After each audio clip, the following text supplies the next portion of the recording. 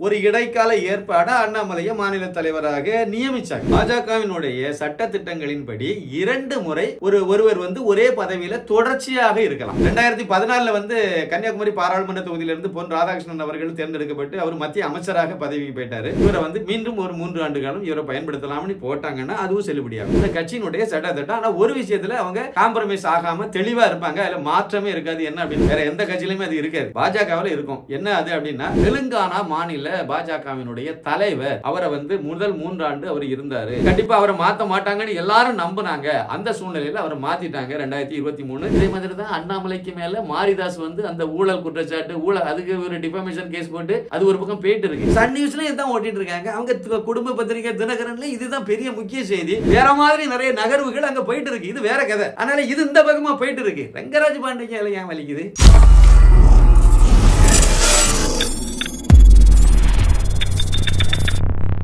சாமானியன் குரல் தேசியவாதிகளுக்கு எனது பணிவான வணக்கம். அதாவது கடந்த சில நாட்களாக என்ன நிம்மதியாகவே பல பேர் தூங்க விடலை. ஒரே ஃபோனை அட்டன் பண்ண முடியல. ராத்திரி இப்போ 11 மணிக்கு மேலேயும் ஃபோன் அடிக்கிறாங்க, காலையிலையும் ஃபோன் அடிக்கிறாங்க, வீடியோ எடுத்துகிட்டு இருக்கும்போதும் ஃபோன் அடிக்கிறாங்க, ஏதாவது ஒரு சேனலில் போய் இன்டர்வியூ கொடுத்துட்டு இருந்தாலும் ஃபோன் அடிக்கிறாங்க. ஒரே ஒரு விஷயந்தான், அண்ணாமலை மாற்றப்படுகிறாரா? ஐயோ அண்ணாமலையை மாற்றிட்டு அதோட எல்லாம் முடிஞ்சு போச்சு. அதுக்கு பிறகு தமிழ்நாட்டில் பாஜகவே இருக்காது, இல்லைனா பழையபடி அந்த 3% ஓட்டுக்கு அது போயிடும். இப்படியே அவங்களுடைய ஆதங்கங்களை தெரியப்படுத்திட்டு இருக்காங்க. இது கண்டிப்பாக பாஜகவினுடைய மேலிடத்துக்கு நல்லாவே தெரியும். அதனால் இந்த மாற்றினா அதுக்கு ஒரு காரணம் வேணும்ல. இதில் நான் சில விஷயங்களை நான் சொல்லணும். 2020 பாஜகவுக்கு வந்தார் திரு அண்ணாமலை IPS. அவர் வந்தபோது அவரை மாநில துணைத் தலைவர் அப்படிங்கிற ஒரு பதவியை வந்த உடனே அவருக்கு கொடுத்தாங்க. 2021 சட்டமன்ற தேர்தலுக்கு பிறகு அப்போ அந்த அண்ணாமலை அவர்கள் பாஜகவுக்கு வந்தபோது பாஜகவில் யார் தலைவராக இருந்தார்னா டாக்டர் எல் முருகன். அவர் தான் மாநில தலைவராக இருந்தார். அவர் அப்படி கண்டினியூ பண்ணி அப்படியே 2021 சட்டமன்ற தேர்தல் அப்படியே நடத்தி முடிச்சாரு. முடிச்ச பிறகு அந்த சட்டமன்ற தேர்தல் நடக்கும்போது எல் முருகன் மாநில தலைவர், அண்ணாமலை IPS மாநில துணைத் தலைவர். அந்த போஸ்டிங்ல தான் இருந்தாங்க. அதுக்கு பிறகு அவர் மத்திய அமைச்சராக ஆக்குனாங்க எல் முருகன் அவர்களை. ஒரு 6 மாசத்துல அவர் மத்திய அமைச்சர் ஆனார். ஆன பிறகு அந்த இடத்துல ஒரு சின்ன இடைவெளி தேவைப்பட்டுச்சு. 2023 முறைப்படி இந்தியா முழுக்க பாஜகவில் நிர்வாகிகள் தேர்வு நடந்துச்சு. அதுக்கு முன்னாடியே ஒரு இடைக்கால ஏற்பாடு அண்ணாமலையை மாநில தலைவராக நியமிச்சாங்க. அது தேர்ந்தெடுக்கல, நியமிச்சாங்க. முறைப்படி இப்பவும் நியமனம் தான் அது. ஆனால் தேர்ந்தெடுக்கிற கணக்கில் தான் வரும். அவங்க முறைப்படி எலெக்ஷன் வச்சு தான் தேர்ந்தெடுப்பாங்க. அதில் அனானிமஸா ஒரு ஆளை, அதாவது ஏகமனதாக ஒருத்தரை தேர்ந்தெடுக்கிற மாதிரி அதை உருவாக்குவாங்க, கொண்டு வருவாங்க. பெரும்பாலும் போட்டி இல்லாத அளவுக்கு அதை பார்த்துக்குவாங்க. மேலிடத்துல இருந்தே அப்படி மாதிரி பண்ணுவாங்க. இந்த அடிப்படையில் 2023 அவரை தேர்ந்தெடுத்தாங்க. பாஜகவினுடைய மாநில தலைவராக முதல் முறையாக தேர்வு செய்யப்பட்டார் திரு அண்ணாமலை IPS. அப்படின்னா அதாவது 2022 அவர் தேர்ந்தெடுக்கப்பட்டார். அப்படின்னா அதுல இருந்து நீங்க இது வரைக்கும் உள்ளது நீங்க பார்த்துக்கலாம். 3 ஆண்டு காலம் இப்ப நிறைவு பெறுது அவருக்கு. அப்படின்னா அவர் ஏற்கனவே முதல்ல இருந்தது ஒரு சின்ன துண்டு, இது அதை கணக்கில் சேர்க்க முடியாது. அப்போ 3 ஆண்டுகள்ங்கிற ஒரு பதவி காலத்தை திரு அண்ணாமலை IPS முழுமையாக நிறைவு செய்கிறார். இத முதல் பாயிண்ட். பாஜகவினுடைய சட்ட திட்டங்களின்படி 2 முறை ஒருவர் ஒரே பதவியில தொடர்ச்சியாக இருக்கலாம். அதே பதவியில மறுபடியும் ஒரு இடைவேளைக்கு பிறகு மறுபடியும் வரலாம். இது எல்லா இடமும் நடந்துட்டே இருக்கும். அமித்ஷா அவர்கள் 2014 பாஜகவினுடைய தேசிய தலைவராக வந்தார். அதுக்கு முன்னாடி அந்த பதவியில ராஜ்நாத் சிங் அவர் இருந்தாரு. அந்த தேர்தல் முடிஞ்ச உடனே 2014 பாஜக ஆட்சியை பிடிச்ச உடனேயே அவர் மத்திய அமைச்சர் ஆனாரு. திரு அமித்ஷா அவர்கள் பாஜகவினுடைய தேசிய தலைவர்ங்கிற பதவிக்கு அவர் வந்தார். அதுல இருந்து அவர் 6 ஆண்டுகள் இருந்தார். தொடர்ச்சியாக 2 தடவை இருந்தாரு. அதன் பிறகு 2020 தான் அவர் மறுபடியும் அதுல இருந்து வெளியே வந்தாரு. அந்த இடத்த 20 கூட கொஞ்சம் அவருக்கு எக்ஸ்டெண்ட் பண்ணி கொடுத்தாங்க. அந்த தேர்தல் எல்லாம் வந்ததுனால அதுக்கு தக்கவாறு கொஞ்சம் மாற்றி அமைச்சு கொடுத்தாங்க. அதன் பிறகு அவர் அந்த மத்திய அமைச்சராக அவர் பதவியேற்றாரு. அந்த இடம் காலியா இருந்துச்சு. அந்த இடத்துல ஒரு 6 மாசம் மத்திய அமைச்சராகவும் இருந்து தேசிய தலைவராகவும் நீடிச்சாரு திரு அமித்ஷா அவர்கள். அது கூட JP நட்டா வந்தார். இது உங்களுக்கு எல்லாம் நல்லா தெரியும். இதுமே தமிழகத்துல நீங்க எடுத்துட்டீங்க அப்படின்னா 2014 கன்னியாகுமரி பாராளுமன்ற தொகுதியிலிருந்து பொன் ராதாகிருஷ்ணன் அவர்கள் தேர்ந்தெடுக்கப்பட்டு அவர் மத்திய அமைச்சராக பதவிக்கு போயிட்டாரு. அப்ப அந்த நேரத்தில் அவர் மாநில பாஜக தலைவராக இருந்தார். உடனே அந்த தலைவர் பதவி காலியானது. அந்த இடத்துக்கு தான் டாக்டர் தமிழிசை சவுந்தரராஜன் வந்தாங்க. அவங்க 2014 இருந்து 19-20 வரைக்கும் அவங்க நீடிச்சாங்க. கிட்டத்தட்ட 5.5 வருஷம் கரெக்டா சொன்னா. 2019 பாராளுமன்ற தேர்தலில் அவங்க தான் தமிழக பாஜகனுடைய தலைவராக இருந்தாங்க. இருந்து தேர்தலை எல்லாம் சந்திச்சு முடிச்சு அந்த தேர்தலை தூத்துக்குடியில நின்று அவங்க தோத்து போயிட்டாங்க. பழையபடி அவங்களுக்கு ஒரு கௌரவம் கொடுக்கறதுக்கு அவரை கவர்னராக கொண்டு போனாங்க. அவங்க கவர்னராக போகும்போது அவங்களுடைய பதவி காலம் தமிழக பாஜகவினுடைய மாநில தலைவர் பதவி வந்து முடியலை, நிறைவு பெறலை. 6 ஆண்டுகள் தொடர்ச்சியாக இருக்க முடியும். 3 ஆண்டுகள் நிறைவு பெற்றது. அடுத்து மறுபடியும் அவங்களையே தேர்வு செய்தாங்க. அந்த அடுத்த 3 ஆண்டுகள் நிறைவு செய்யாத ஒரு 5 வருஷம் தாண்டி போகக்கூடிய காலகட்டத்திலே அவங்க போயிட்டாங்க. அவங்களுக்கு பதவி இது கிடைச்சது, போயிட்டாங்க. அதன் பிறகு அந்த இடத்துக்கு வந்தது டாக்டர் எல் முருகன். சரிங்களா? அதில் ஒவ்வொருத்தரும் வரும்போது இடையில கொஞ்சம் கேப் விடும், இடைவெளி விடும், அதுக்கு பிறகு வருவாங்க. இப்படியெல்லாம் நடந்துச்சு. இந்த மாதிரி தான் இப்போ அண்ணாமலை IPS அவர்களும் 3 ஆண்டை முழுமையாக நிறைவு செய்திருக்காரு. கட்சியினுடைய சட்டத்திட்டங்களின்படி இன்னும் ஒரு 3 ஆண்டுகள் அவர் பதவியில் வகிக்க முடியும். இது வந்து 2 முறை தொடர்ச்சியாக பதவியில் இருக்கலாம் அப்படிங்கிறது. 2-3 ஆண்டுகள் தேர்ந்தெடுக்கப்பட்டு, நீங்க இடைக்காலத்தில் இருக்குது இல்ல கடைசியில் நிறைவு பெறும்போது இன்னொரு சூழ்நிலைக்காக ஒரு 6 மாசமோ 1 வருஷமோ, இப்ப JP நட்டா கூட அப்படி நீண்டு போகுது, அவருக்கு இது பதவியை நீட்டிட்டு போறாங்க. அது வந்து ஒரு தற்காலிக ஏற்பாடு. அது பாஜகவினுடைய நிர்வாக குழுவில் எடுக்கிற ஒரு முடிவு, ஒரு தீர்மானம், இதை வச்சு பண்ணிடுவாங்க. இதுக்கு மேல இன்னொரு விஷயமா இருக்கு. ஒருத்தர் 2 தடவை தொடர்ந்து பதவியில் இருந்துட்டாரு. அதுக்கு பிறகு இன்னும் ஒரு 3 ஆண்டு காலம் அவரை பயன்படுத்தினா நல்லதுன்னு முடிவு பண்றாங்க, கட்சி மேலிடம் முடிவு பண்ணுது அப்படின்னா அவங்க வந்து செயற்குழுவில் ஒரு நிர்வாக இதில் வந்து ஒரு தீர்மானம் போட்டு செயற்குழுவில் ஒரு தீர்மானம் நிறைவேற்றி இவரை வந்து மீண்டும் ஒரு 3 ஆண்டு காலம் இவரை பயன்படுத்தலாம்னு போட்டாங்கன்னா அதுவும் செல்லுபடியாகும். அப்படியே வந்து கண்டினியூஸாக 9 வருஷம் இருக்கனாலும் இருக்கலாம். இது வந்து கட்சியினுடைய சட்டத்திட்டம். இது ஒரு அரசியல் கட்சி தான், அந்த கட்சியினுடைய சட்டத்திட்டம். ஆனால் ஒரு விஷயத்தில் அவங்க காம்ப்ரமைஸ் ஆகாமல் தெளிவாக இருப்பாங்க. அதில் மாற்றமே இருக்காது. என்ன அப்படின்னா ஒருவருக்கு ஒரு பதவி. வேற எந்த கட்சியிலுமே அது இருக்காது. பாஜகவில் இருக்கும். என்ன அது அப்படின்னா ஒருத்தர் வந்து MLA ஆகலாம், MP ஆகலாம், அதெல்லாம் ஒன்றும் பிரச்சனை கிடையாது. ஆனால் ஒரு மாநில தலைவராக இருந்துட்டு ஒரு மாநில அமைச்சராகவோ ஒரு மத்திய அமைச்சராகவோ நீடிக்க முடியாது. 2ல் 1 நீங்கள் மத்திய அமைச்சர் பதவியில் இருக்கணும், இல்லைன்னா அந்த கட்சி பதவியில் இருக்கணும். கட்சியில் ஒரு பதவியில் மாநில தலைவராகவோ துணைத் தலைவரோ பொதுச் செயலாளர் ஏதோ ஒரு பதவியில் மாவட்ட தலைவராகவோ இல்லை தேசிய தலைவராகவோ இப்படி ஏதாவது ஒரு பதவியில் இருந்துட்டு அவங்க வந்து ஒரு மத்திய அமைச்சராக இருக்க முடியாது.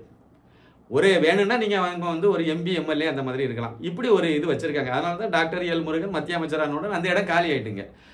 திரு பொன் ராதாகிருஷ்ணன் மத்திய அமைச்சரானவுடன் தமிழக பாஜக தலைவரிடம் காலி ஆயிட்டு. இந்த மாதிரி தான் வந்து பாஜகனுடைய சட்டத்திட்டம் அந்த அடிப்படையில் போகுது.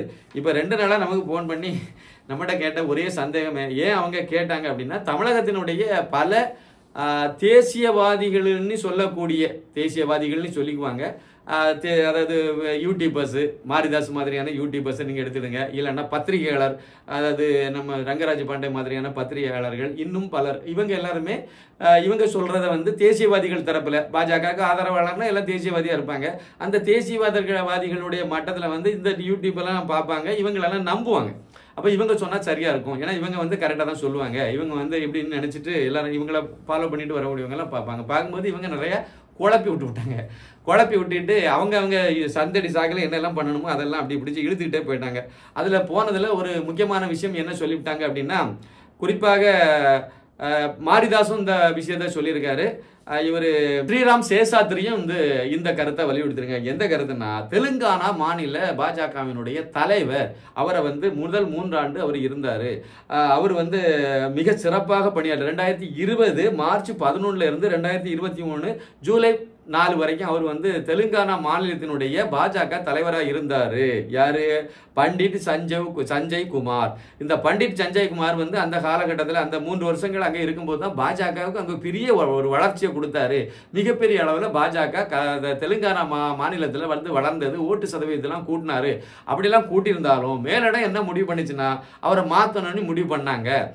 அவர் வந்து கண்டிப்பாக அவரை மாற்ற மாட்டாங்கன்னு எல்லாரும் நம்பினாங்க. அந்த சூழ்நிலையில் அவரை மாற்றிட்டாங்க. 2023 வந்து அவரை மாற்றினாங்க.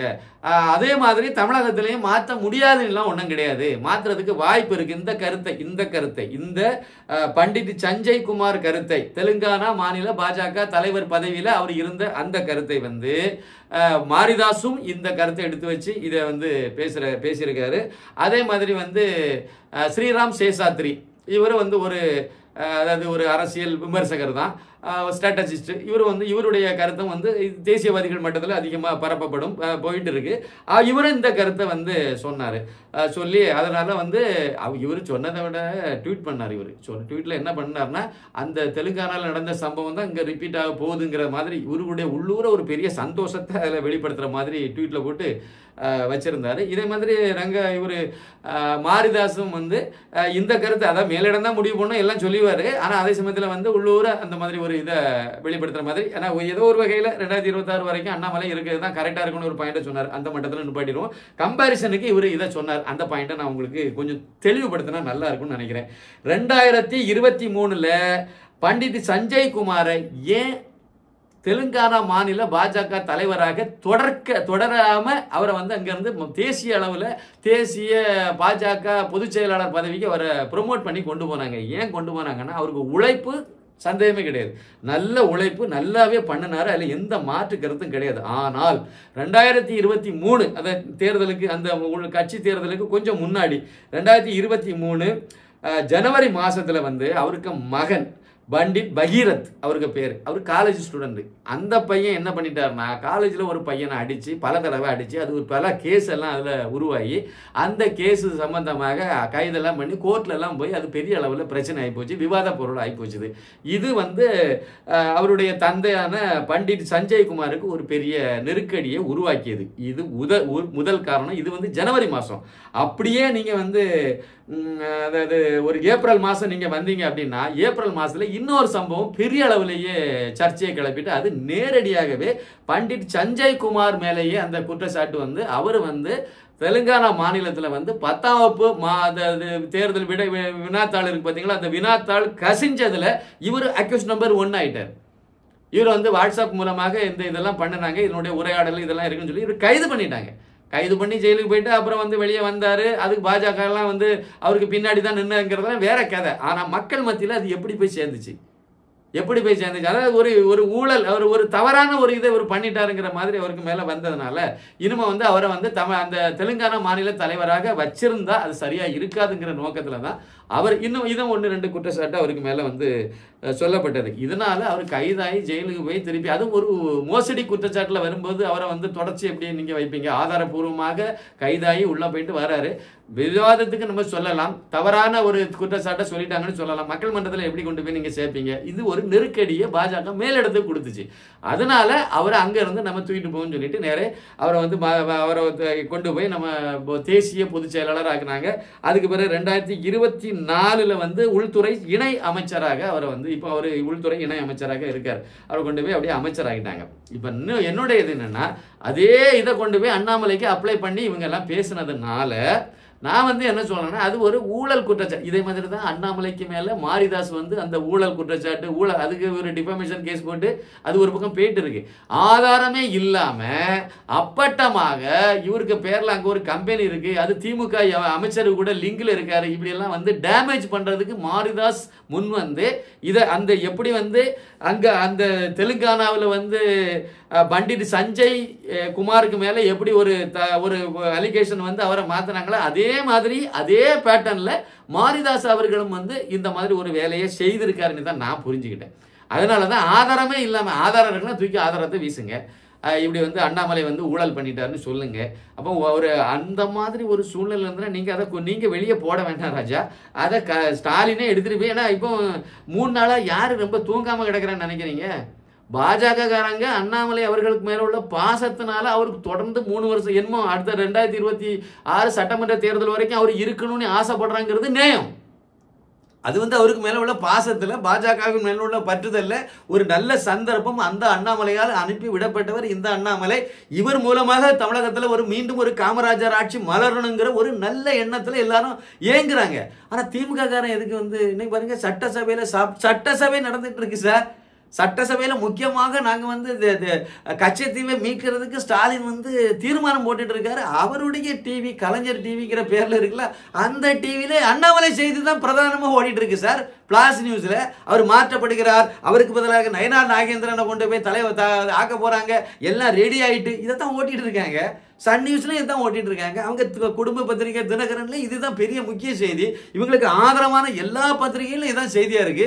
அதே மாதிரி இந்த தந்தி டிவில இருந்து புதிய தலைமுறையில இருந்து ஆரம்பிச்சு எல்லா சேனல்களையும் இதுதான் பெரிய விவாத பொருளா போயிட்டு இருக்கு. கடந்த 3 நாட்களாக அண்ணாமலை தான் வந்து டாக் ஆஃப் தி மேன் அப்படின்னு சொல்லி இருந்துட்டு இருக்காரு தமிழகத்துல.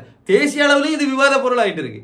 இது ஒரு மிகப்பெரிய ஒரு இதை வந்து உருவாக்கிட்டு இருக்கு. இதுல திமுக காரங்களுக்கு என்ன பிரச்சனை? அவங்க இதை கண்டுக்க வேண்டிய அவசியமே இல்லையே, அவங்க வேற வேலையை பார்த்துட்டு இருக்காம அப்படின்னு நினைச்சீங்கன்னா, தேசியவாதிகள் எல்லாம் இவர் இருக்கணும்னு ஆசைப்படுறாங்க. திமுகவாதிகளாக திராவிடிய மகன்கள் எல்லாம் அண்ணாமலை எப்படியாவது அந்த பதவியில இருந்து அவரை தூக்கிட்டா அப்பா போதும்ப்பா, நம்ம பண்ண ஊழல்லாம் என்னமோ யாரும் அடுத்து வரக்கூடிய தலைவர் அதை பத்தி கண்டுக்காம இருப்பார். இதுதான் அவங்க எதிர்பார்க்குறாங்க. திமுகவுக்கு அண்ணாமலை கொள்ளி வைக்கிறார். 2024 கண்டிப்பா கொள்ளி வச்சு விடுவார். அந்த இதை நோக்கி போயிட்டு இருக்கு. காய் நகர்த்தி எல்லாம் வேகமா போயிட்டு இருக்கு. இந்த நேரத்தில் இவரை பிடிச்சி மாத்தி விட்டுட்டாங்கன்னா வேற யார் வந்தாலும் இந்த அளவுக்கு பண்ண மாட்டாங்க அப்படிங்கிறது திமுகவினுடைய நம்பிக்கை. அதுக்காக வேண்டி ஏங்கி பிரார்த்தனை பண்ணிட்டு நடக்கிறாங்க. என்னத்தெல்லாமோ டைவெர்ட் பண்ணி கொண்டு போய் பார்க்குறாங்க. ஒன்றும் நடந்த பாடு இல்லை. என்னெல்லாமோ கிளப்பி விட்டு ஒரு நரேட்டிவ் செட் பண்ணுறாங்க. அது வந்து அண்ணாமலை இருந்தாச்சுன்னா அவர் மாநில தலைவராக இருக்க மாட்டார், எடப்பாடி பழனிசாமியை வந்து கூட்டணியில் சேர்த்தா இருக்க மாட்டார், இப்படியெல்லாம் சொல்லி பண்ணுறாங்க. அது வேற கதை, அது ரெண்டாவது பேசிக்கிடுவோம். ஆனால் இதில் உண்மையிலே நடந்தது என்ன அப்படின்னு பார்த்தீங்கன்னா, அண்ணாமலையை மாற்றுறதுக்கு எந்த முகாந்திரமும் கிடையாது. இங்கே இருக்கக்கூடிய விஷயங்கள் எல்லாமே மேலே நல்லாவே தெரியும். அமித்ஷா வந்து நம்மளை விட ஜீனியஸ், அனுபவசாலி. ஆனால் ஏன் நீங்கள் வந்து அதை வெளிப்படையாக சொல்ல வேண்டியது? ஏன் தேசிய தலைமை வந்து இன்னமும் இதுக்கு பதில் சொல்லாம ஒரு வாக்குறுதி கூட கொடுக்காம இருக்காங்கன்னு ஒரு கேள்வி வரும். நியாயமான கேள்வி.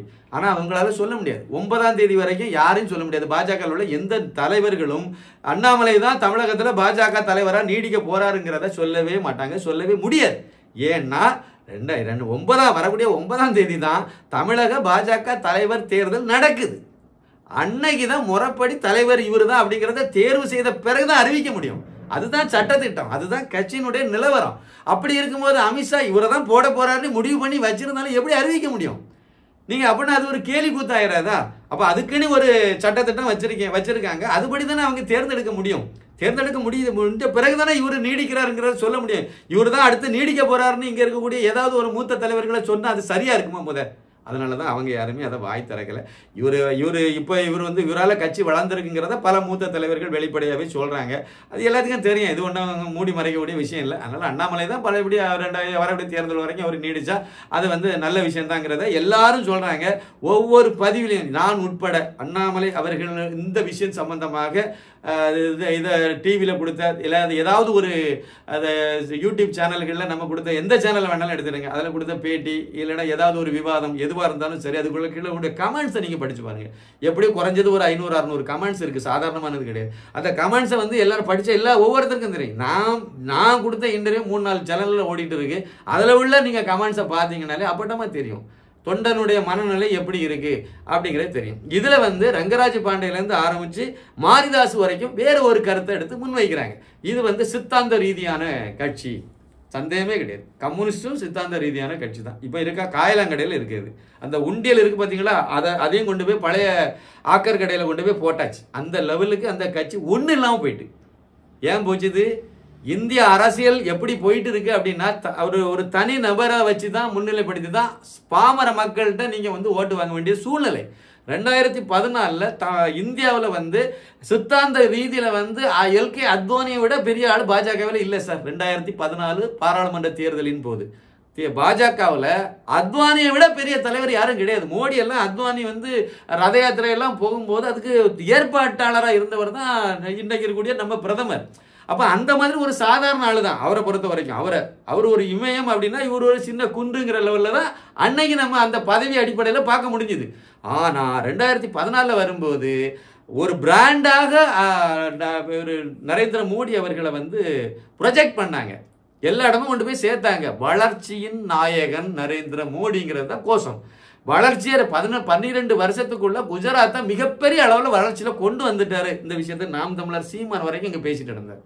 குஜராத்தில் மோடி இந்த அளவுக்கு அவர் வளர்ச்சியை கொண்டு வந்திருக்காரு, தமிழ்நாட்டில் இப்படி இருக்குங்கிற கம்பேரிஷனில் கொடுத்து பேசியிருக்காரு. அந்த வீடியோ இன்னமும் யூடியூப்ல இருக்கு. இந்த அளவுக்கு அவர் ஒரு வளர்ச்சி நாயகனாக வந்ததுனால அவரை கொண்டு போய் பிரதமர் வேட்பாளராக அறிவிச்சா இந்தியா முழுக்க மக்கள் மத்தியில் வந்து அது ஒரு பெரிய அளவில் பிரபலமாகும். அந்த பிரபலத்தின் மூலமாக பாஜக ஆட்சியை பிடிக்க முடியும் அப்படின்னு நம்பினதுனால RSSல இருந்து இந்து அமைப்புகள் எல்லாம் ஒருங்கிணைந்து நின்று அன்னைக்கு வந்து 2014 தமிழகத்தில் ஒரு பெரிய புரட்சி நடந்தது. இந்தியாவில் ஒரு பெரிய மாற்றம் நிகழ்ந்தது. பாஜக ஆட்சிக்கு வந்தது. கரெக்டு தானே? இந்த இடத்துல சித்தாந்தத்தை 2வது இடத்துல தூக்கி வச்சுட்டாங்க. இவரும் சித்தாந்தவாதி தான், இவரும் RSS ஃபுல் டைம் ஒர்க்கர். இன்னும் சொல்ல போனா அவராவது ஃபுல் டைம் ஒர்க்கர் கிடையாது. எல்கே அத்வானி சித்தாந்தவாதி மட்டும்தான். ஆனா இவர் நரேந்திர மோடி அவர்கள் ஃபுல் டைம் ஒர்க்கர், பிரச்சாரக்கா இருந்தவர். இருந்து வாழ்க்கையில் பல ஆண்டுகள் பிரச்சாரக்காவே வாழ்ந்தவர். அதனால இவர் RSS சித்தாந்தம்னா இவரை அடிச்சுக்க முடியாதுதான். ஆனால் சீனியாரிட்டியும் பார்க்கும்போது எல்கே அத்வானி தானே மேலே நின்னார். கடைசியில் வந்து நமக்கு தேவை இதுதான் அங்கே இந்திய அளவுக்கு திரு நரேந்திர மோடி அவர்கள்னா தமிழக அளவுக்கு அண்ணாமலை அதே பாதையில் இப்போ வந்திருக்கார்.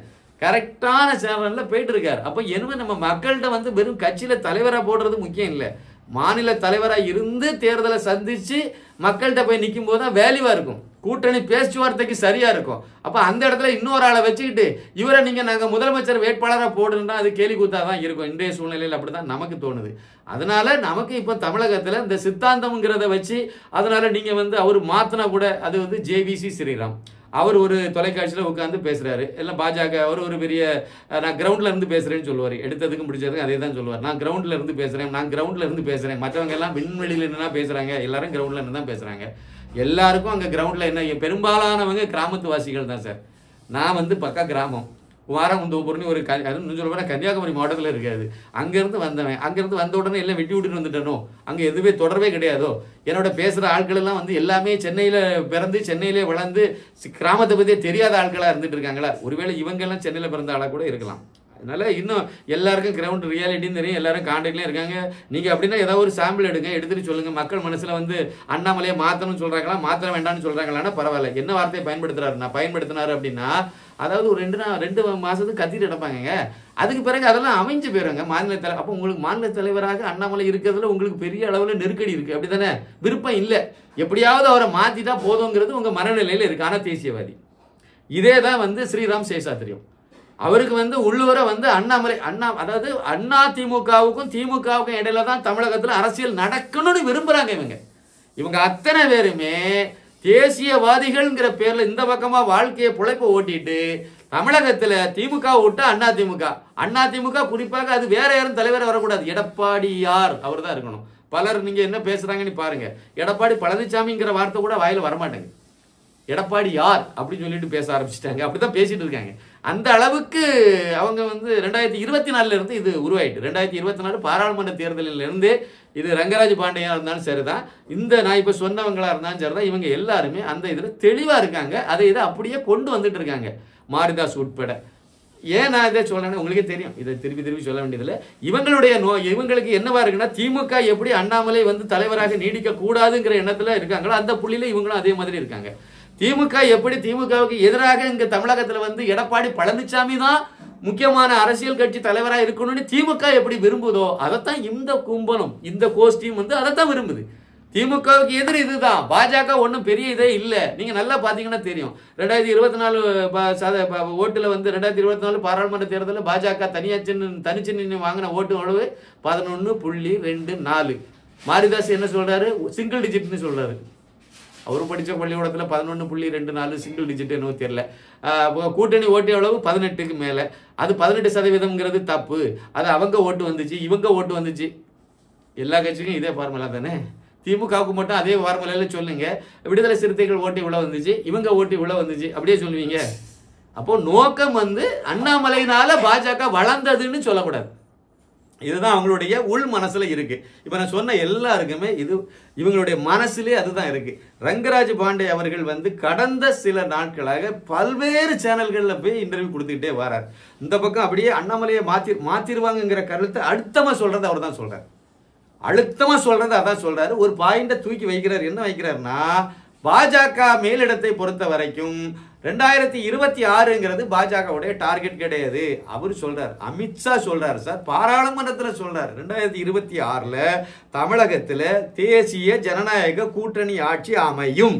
அப்படி அமையும் போது தமிழகத்துல இப்போ ஓடிட்டு இருக்கிற சாராயத்தெல்லாம் ஒழிப்போம். இங்க லஞ்சமா ஓடிட்டு இருக்க அந்த லஞ்சத்தெல்லாம் அழிப்போம், ஒன்றும் இல்லாம மாத்துவோம் அப்படின்னு சொல்லி பாராளுமன்ற மேலவையில் டாக்டர் தம்பிதுரைக்கு பதில் சொல்லும் போது ஒரு அமித்ஷா அவர்கள் வந்து இதை பேசுறாரு. வெளியேயும் இதை சொல்றாரு, ட்விட்டர் இதை போடுறாரு. ஆனா ரங்கராஜ் பாண்டே இங்க உட்கார்ந்துட்டு அவங்களுடைய நோக்கம் வந்து இங்க சட்டசபை தேர்தல் கிடையாது, 2026 அல்ல, 2029 பாராளுமன்ற தேர்தல் தான் அவங்களுடைய டார்கெட். அதற்காகத்தான் இவங்க வந்து இருக்காங்க. அதனால திரு எடப்பாடி பழனிசாமி என்ன சொல்றாரோ அதெல்லாம் வந்து கேட்டுக்கிடுவாங்கிற மாதிரி திரிக்கிறார். எதுக்கு இந்த வேலை? அமித்ஷாவை விட இவர் ஒன்றும் பெரிய ஆள் கிடையாதுல்ல. ரங்கராஜ் பாண்டே பெரிய ஆளாக இருந்துருவாங்க, நீங்கள் நல்லாவே பண்ணுங்க, அதில் நமக்கு இது கிடையாது. இந்த பக்கமாக ஒரு கூத்து, அதாவது என்ன நான் வந்து எனக்கு என்ன தோணுது அப்படின்னா, சபரிமலைக்கு மாலை போட்டுட்டு புனித விரதம் இருந்துட்டு எந்த மடப்பயலாவது ஏதாவது ஒரு செத்த வீட்டில் போய் நிற்பானா? ஒருவேளை அவன் சொந்தக்காரன் செத்து போயிட்டான்னா மாலை கலத்திடுவான். கரெக்டா? ஒன்று இந்த பக்கமாக நிற்கணும், இல்லைன்னா அந்த பக்கமாக நிற்கணும். ஒன்று மாலை போட்டு விரதம் இருந்து சபரிமலைக்கு போகிற ஆளாக இருக்கணும், அல்லது செத்த வீட்டு எவரோ ஒருத்தர் செத்து போயிட்டா அந்த வீட்டில் போய் நாங்கள் போய் அங்கே போய் நான் அதில் கலந்துக்க போகிறேன், அந்த இதில் போய் இறங்க போகிறேன்னா மாலையை கழத்திட்டு அந்த பக்கம் போயிடணும். தேசியவாதிங்கிற மாலையை எந்த பக்கம் போட்டுட்டு திமுக மேடையில் ஏறி பேசுகிறவங்களுக்கெல்லாம் என்ன யோக்கியதை இருக்குன்னு நினைங்க? அவங்களுக்கு என்ன அஜெண்டா இருக்குன்னு சொல்லுங்க. கேட்டால் நடுநிலைவாதி. நடுநிலைவாதி எப்படி சார் தேசியவாதியாக இருக்க முடியும் சொல்லுங்க? நடுநிலை, அதாவது நீங்கள் பக்கா நடுநிலைவாதி, நேர்மையை மட்டுமே யோசிக்கிற ஆளாக இருந்தால் தேசியவாதியாக இருக்கலாம். தேசியவாதி பெரும்பாலும் அந்த வட்டத்தில் தான் இருப்பாங்க. நான் தேசியவாதின்னு இந்த பக்கமும் சொல்லிட்டு நான் நடுநிலைவாதின்னு சொல்லி அதுக்காக திமுக மேடையிலையும் போய் ஏறி நின்றுட்டு நான் வந்து நடுநிலைவாதின்னு சொன்னால் இது கேலி கூத்தா இல்லையா? காலம் பதில் சொல்லுங்க இதுக்கு. இதுதான் அஜெண்டா. அதனால இவர் 2024லையும் இது நான் சொன்னு கேட்குறேன், என்னுடைய சந்தேகம் தான் இது. 2026 பாஜகவுக்கு முக்கியமான தேர்தல் இல்லை. யார் முடிவெடுக்கணும்? இதை அண்ணாமலை முடிவெடுக்கணும். அவர் தான் பாஜக மாநில தலைவர். இல்லை பாஜகனுடைய மேலிடம் முடிவெடுக்கணும். மேலிடம் பாஜக ஆட்சி அமைக்கணுங்கிறத டார்கெட் ஃபிக்ஸ் பண்ணிட்டாங்க. டார்கெட் ஃபிக்ஸ் பண்ணி இலக்கை நிர்ணயம் பண்ணிட்டு வேலையை களத்தில் இறங்கியிருக்காங்க. அது வந்து எடப்பாடி பழனிசாமி உள்ளல வாராரா அல்லது வந்து செங்கோட்டையன் உள்ள வாராரா என்கிறது வேற கதை. அதுக்கு பின்னாடி அந்த பிளான் பியில் இப்போ போயிட்டு இருக்காங்க. வேற மாதிரி நிறைய நகர்வுகள் அங்கே போயிட்டு இருக்கு. இது வேற கதை. எனக்கு தெரிஞ்ச இன்புட்டை நாங்கள் கொடுக்குறேன். அதனால இது இந்த பக்கமாக போயிட்டு இருக்கு. ரங்கராஜ் பாண்டிக்கு ஏன் வலிக்குது? அவர் சொல்றாரு, அதனால எடப்பாடி பழனிசாமியை முதலமைச்சராக வச்சு அந்த பல்லாக்கில் இவர் அண்ணாமலை ஐபியை தூக்கிட்டு போகணுங்கிறது அவருடைய மனசில் உள் மனசில் உள்ள விஷயமாக நான் புரிஞ்சுக்கிட்டேன். நீங்கள் பாருங்கள், அவருடைய இதெல்லாம் நான் தொடர்ந்து எல்லாத்தையும் எடுத்து பார்த்து, இந்த பிரியன்னு ஒருத்தர் கிடைக்காரு, அவர் பேசுகிறாருன்னா அது அர்த்தம் இருக்குது. அதெல்லாம் திமுகவினுடைய கொத்தடிமைகள், அவங்க அப்படி தான் பேசுவாங்க.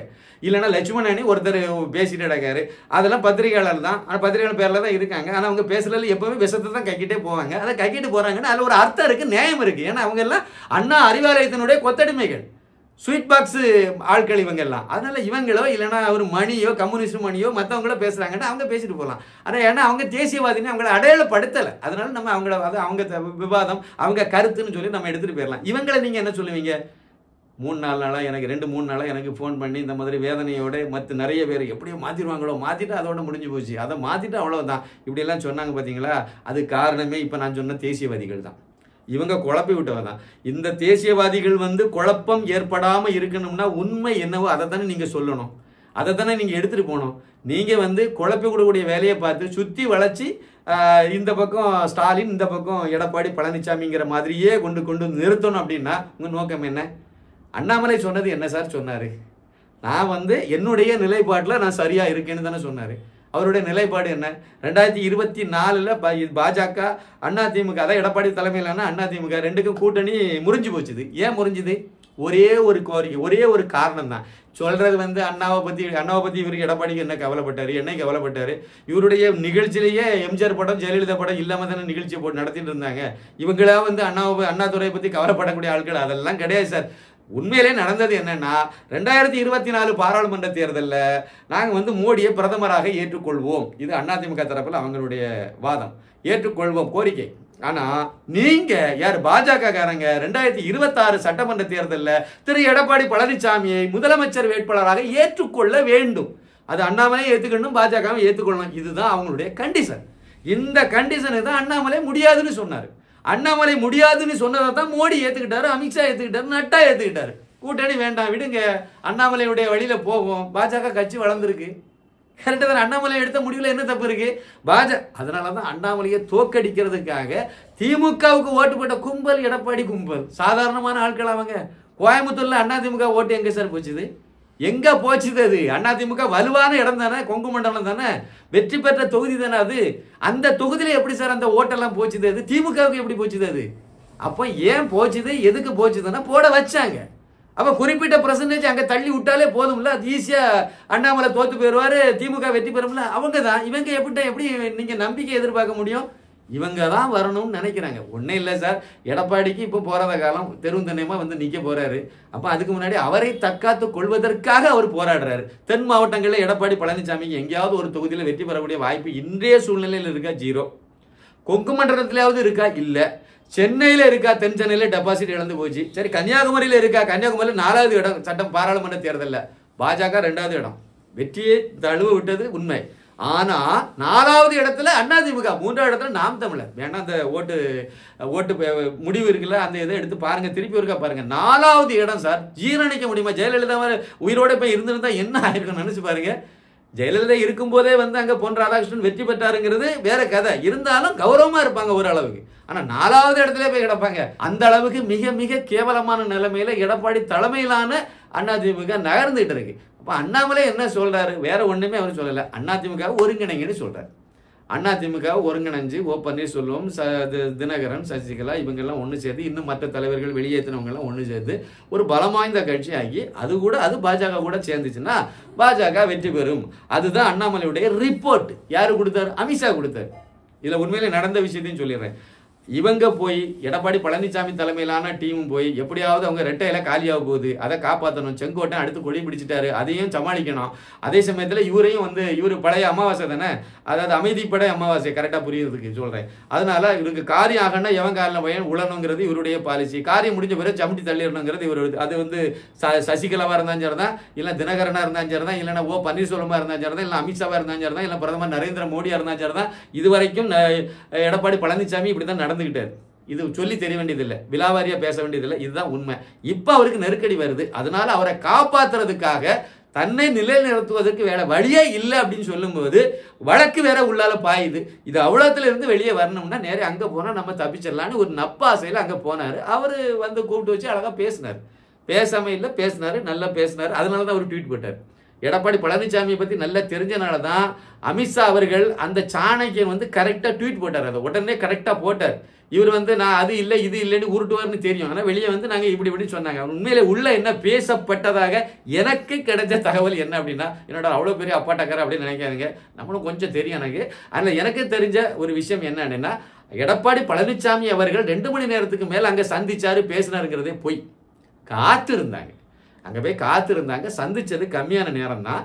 அந்த நேரத்தில் இவங்க வச்ச கோரிக்கைகள் என்னெல்லாம் உண்டுமோ எல்லாத்தையும் அவர் கேட்டுக்கிட்டார். ஆனால் அண்ணாமலையை மாற்றணும்னு இவங்க கோரிக்கை இப்போ விவாத பொருள் ஆகிட்டு இருக்குல்ல, அந்த மாதிரி எந்த கோரிக்கையும் அங்கே வச்சதாக சொல்லலை. ஆனால் இவங்க சொன்ன விஷயங்கள் எல்லாத்தையும் கேட்ட முக்கியமான கோரிக்கை, அவர் தான் முதலமைச்சர் வேட்பாளர். மெயினாக அவங்க அதில் தானே நிற்பாங்க. அது அப்புறம் வேற பன்னீர்செல்வத்தை வந்து அதிமுக சேர்க்க மாட்டேன், இது அவங்களுடைய விஷயம்னு வச்சுருக்கேன். இது மாதிரியான விஷயங்கள் எல்லாம் நிறைய விஷயங்களை வந்து இவர் அமித்ஷா அவர்கள்ட்ட வந்து எடப்பாடி பழனிசாமி எல்லாம் சொல்றதை பொறுமையாக கேட்டிருக்காரு. ஆனால் அவர் எதுவுமே உத்தரவாதம் கொடுக்கல. எடப்பாடி பழனிசாமி அவர்களுக்கோ இல்லை அவர் கூட போன நபர்களுக்கோ திரு அமித்ஷா அவர்கள் ஒரு உத்தரவாதம் கூட கொடுக்கவில்லை. அதில் இவர் எல்லாம் கேட்டுட்டு சரிங்க, நான் பின்னாடி உங்களுக்கு நான் இது சம்மந்தமாக இதான் முதல் தடவை சந்தித்து பேசியிருக்கோம், மறுபடியும் நம்ம இதில் என்னங்கிறத அடுத்து நம்ம பேசிக்கலாம்னு சொல்லிட்டு அந்த மட்டத்திலேயே அந்த சந்திப்பு நிறைவு பெற்றது. இதுதான் உண்மை. அவர் எடப்பாடி பழனிசாமி கிட்ட நாங்கள் அண்ணாமலையை மாற்றிடுறோங்க, பரவாயில்லைங்க அப்படின்னியோ இல்லைன்னா தமிழகத்தில் இப்படி நம்ம பண்ணலாம்னியோ எதுவுமே கிடையாது. இதற்கு பிறகுதான் அண்ணாமலையை வர வச்சு, அண்ணாவுடைய ப்ரோக்ராம் வந்து வேற, ஆனால் அவரை வர வச்சது வந்து டெல்லிக்கு கூப்பிட்டது வந்து அமித்ஷா அலுவலகம். அவங்க உடனே கூப்பிட்டு நிறைய நீங்கள் வாங்கன்னு சொல்லும்போது தான் இவர் போய் கொங்கு மண்டலத்தில் நிலவரம் என்ன, ஒவ்வொரு கொங்கு மண்டலம் வந்து தமிழகம் முழுக்க நிலவரம் என்ன, பாஜகவினுடைய எந்த மாதிரி அடுத்த ஸ்டெப் எடுத்து வச்சா கரெக்டாக இருக்கும். அப்போ நம்ம வந்து எடப்பாடி பழனிசாமியை முதலமைச்சர் வேட்பாளராக உட்கார வச்சுட்டு அறிவிச்சிட்டு நம்ம தேர்தலை சந்திச்சா இந்த கூட்டணி வெற்றி பெறாது. அதை தெளிவா சொல்லிட்டார். கொங்கு மண்டலத்துல வேற மாதிரி முடிவெடுத்து போனா சரியாக இருக்கும். என்ன முடிவு? செங்கோட்டையனை வந்து நம்ம முன்னிலைப்படுத்தி அதிமுக முகமாக ஆக்கி அவர் மூலமாக ஓ பன்னீர்செல்வம், சசிகலா, தினகரன் இவங்க அதிமுக மிச்ச மீதி இருக்கக்கூடிய தலைவர்கள், அதாவது செங்கோட்டையின் பக்கத்துல வந்து 5 முன்னாள் அமைச்சர்கள் கூட இருக்காங்க. அது போக எம்எல்ஏக்கள் லிஸ்ட் எனக்கு தெரியல, 25க்கு மேல சொல்றாங்க இருக்காங்களாம். இப்ப இது எல்லாம் சேர்த்து அவரை தனியாக அவர் தனியாக தான் போறாரு. அப்ப அதை உருவாக்கி அவங்கள நம்ம வந்து அணில கொண்டு வந்தா கொங்கு மண்டலத்துல எடப்பாடி பழனிசாமியை விட செங்கோட்டையனுக்கு கிரவுண்ட் லெவல்ல செல்வாக்கு அதிகம். அவர் தான் அதிகமா நிக்கிறாரு. அதனால அவர் அந்த இடத்துல வந்து கரெக்டான ஆளா இருக்காரு. அவர் மூலமா வந்து அதிமுக ஒருங்கிணை தென் மாவட்டங்களில் ஓட்டு சிதையாது. அது அவ்வளவு ஏற்கனவே இழந்த ஓட்டு மறுபடியும் நம்ம அணிக்கு கிடைக்கும். இது வந்து அண்ணாமலை கொடுத்தார். இதே மாதிரி அதான் 3 இடத்தை பேசியிருப்பார். கொங்கு மண்டலம், தென் மாவட்டங்கள், சென்னை, அதாவது வட தமிழகம், இதையும் சொல்லியிருப்பார். இப்போ வட தமிழகத்தில் ஏற்கனவே பாமக உள்ள இருக்கு. அது போக இந்த இதெல்லாம் வரும்போது பாஜகவும் வளர்ந்துருக்கு. இன்னும் என்ன அம்சங்கள் எல்லாம் சிறப்பு அம்சங்கள்லாம் இருக்குங்கிறதையும் புள்ளி விவரமாக 234 சட்டமன்ற தொகுதியிலையும் என்ன இருக்குங்கிறதெல்லாம் அக்கு வேறு ஆணி வேறு அழகா எடுத்து, அவர் ஒரு ஐபிஎஸ் ஆபீசர், தெரியாத அவரு சொல்றதுக்கு அழகா கரெக்டான டேட்டாவை, சரியான டேட்டாவை எடுத்து சொல்லிட்டார்.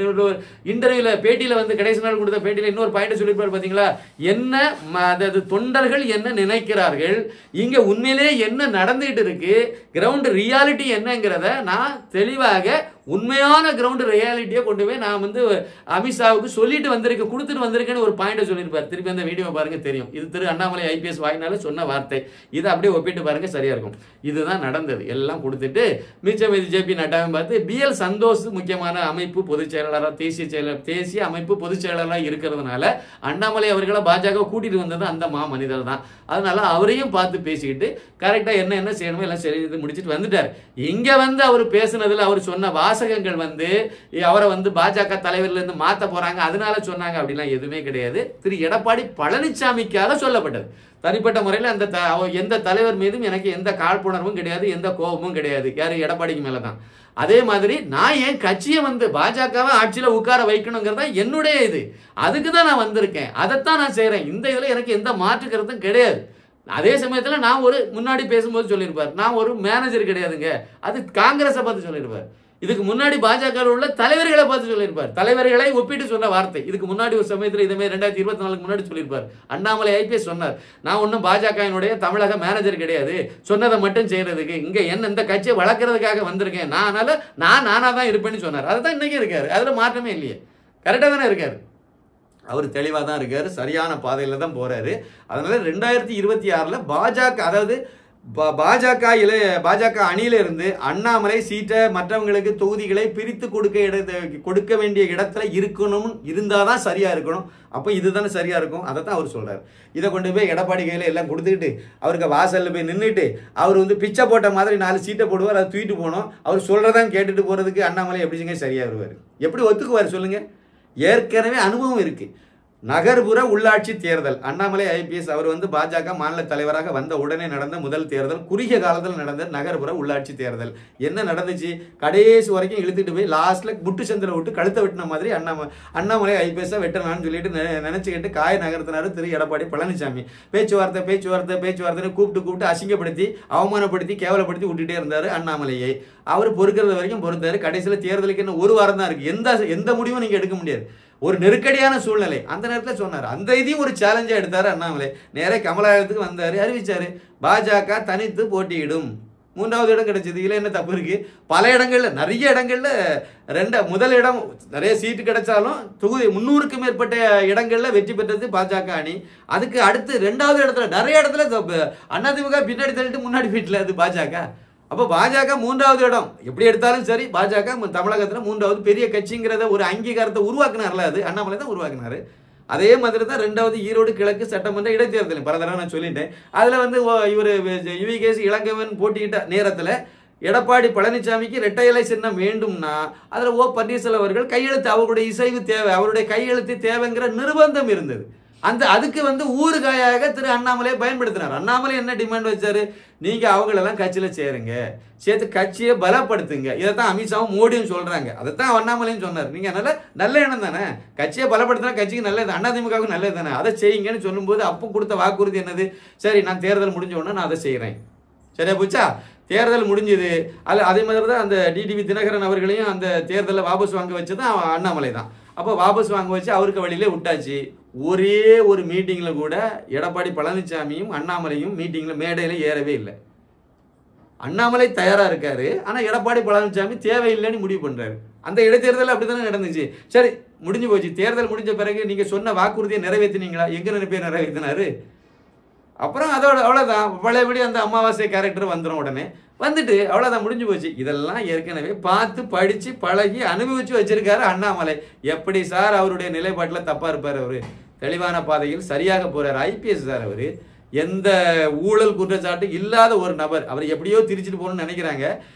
இதுதான் வந்து உண்மையான விஷயம்.